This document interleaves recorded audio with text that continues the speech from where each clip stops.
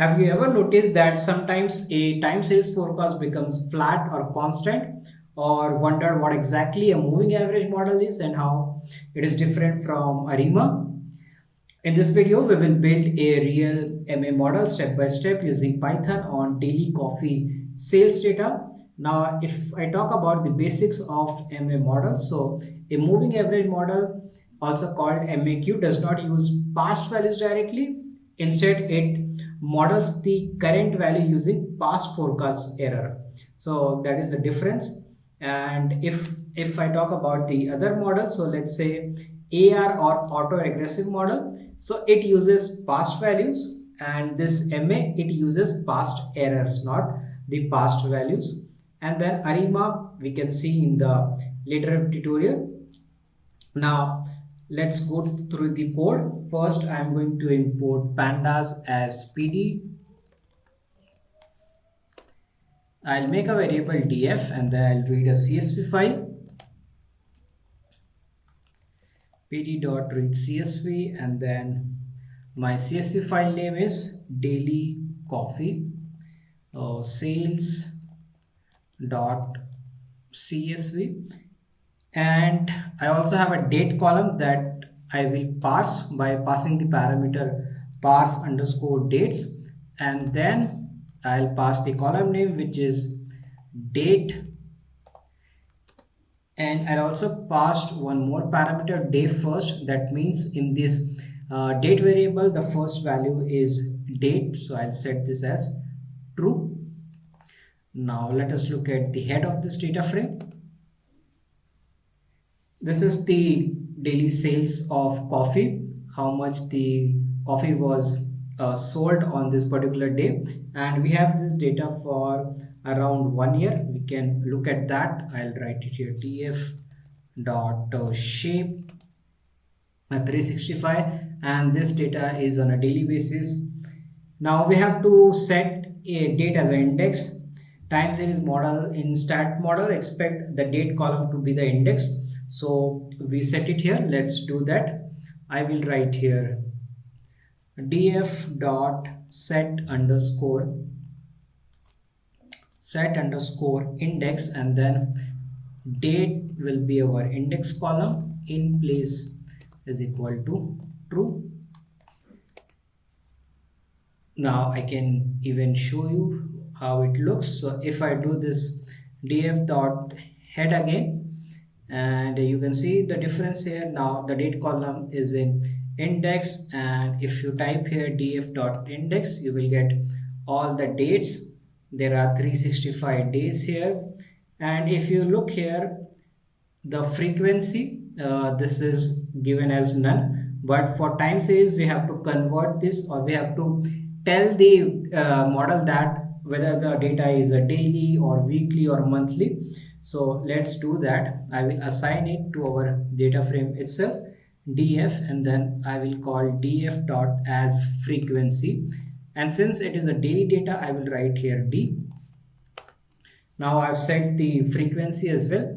Let's quickly look at the statistics of this data frame. So I can just write df dot describe, and this gives us a quick overview, that is mean, standard deviation, minimum, maximum, and it is useful for understanding data scale and volatility. So the mean ice cream sale on a daily basis is 135 quantity, the standard deviation is 15, minimum is 106, and maximum is 205.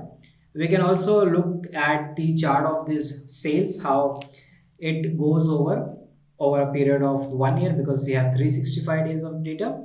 And for that I'm going to import a library, matplotlib. I will write here import matplotlib.pyplot as plt, and then I will write here percentage matplotlib inline, and now let's plot this. So I'll write here df of sales, because we want to plot this sale column, df dot sales, then plot, and plot we have to give the type. We let's do the give the title here, Let's say title is going to be daily coffee sales, and then we can give the figure size is going to be, let's say I want to keep 10 by 4, and then dot plt dot show. So this is the time series data starting from January till December, and you can see in January there is a peak, and as it is going towards the end of the year, the sale is decreasing, and it may be seasonal because in some season the sales are high, especially in summer, and winter sales are low compared to summer. So this is the time series plot. And for this moving average model, we have to identify the parameter Q, and for that we can use ACF.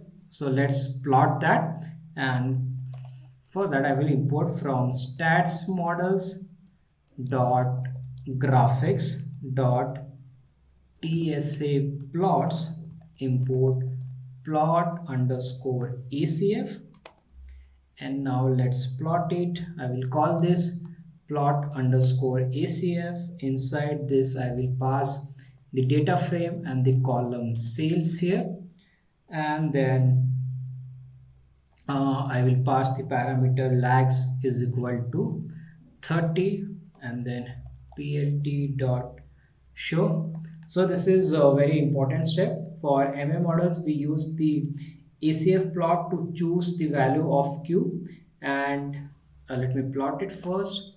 So if ACF cuts off after lag 2, that suggests MA is 2. So if you see after this lag 2, it's just going in the same direction, it's dropping down. So here we can choose the value of Q, and let's go to the next step.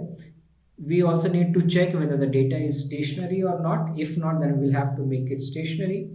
To check stationary of the data, we have a method AD test. Let's import that from statsmodels dot tsa dot stat tools, import AD fuller.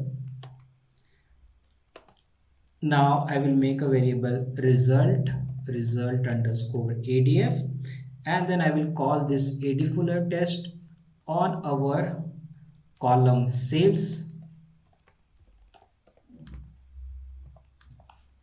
and then let's print result ADF. So let me print the p value from it. We have this different values in the output, and also the confidence interval here. So from this you can extract the p value. I'll write here print. I will use f string here.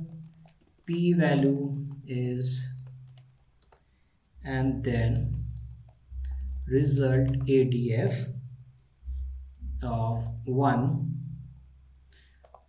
So this is the p value at the index 1, but since it's a very large value, you cannot interpret it easily. So for you I'm making this easier to interpret, 10f, and then let me close this bracket. Now, if your p-value is less than 0.05, that means your data is stationary. You can go and model your data. And if it is not, then you have to make your data stationary. And in our case, our data is already stationary because the p-value is less than 0.05, which is 0.00018825. So we don't have to make the data stationary again. We can go to the next step to model our MA. Now let's do that. For that I will import from statsmodels.tsa.arima.model, import ARIMA. So we have to import this ARIMA class only, and there are 3 parameters in that, PDQ. So we will leave PD as blank, and we will just use the Q parameter, and that when we use that parameter only, then the model becomes MA model, that is the moving average. Now I'll make a variable ma underscore model, and then I will call this ARIMA that I've imported, and inside this our sales column. Now this is the main part, order. Here there are three parameters, p, d and q.